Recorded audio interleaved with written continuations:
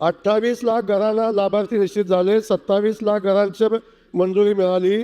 आत्तापर्यंत पहिला हप्ता 26 लाख घरांना, दुसरा हप्ता 17 लाख, तिसरा हप्ता 11 लाख आणि 1 वर्षाच्या कालखंडामध्ये 6 लाख घरं बांधून पूर्ण केलेली आहेत.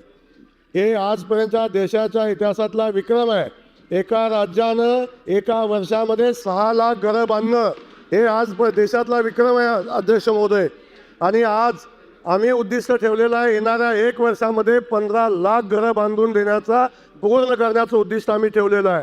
आणि अध्यक्ष महोदय, यामध्ये मी आपल्याला सांगेन की 2025-26ला 5,290 कोटी रुपयाचा निधी प्राप्त झाला, 26-27ला 13,947 कोटीचा निधी प्राप्त झाला आणि आता रिपिटेशन होतंय. 13 कोटी श्वेतपत्रिका करा, निधी नाही म्हणून सभागृह अध्यक्ष महोदय सांगते.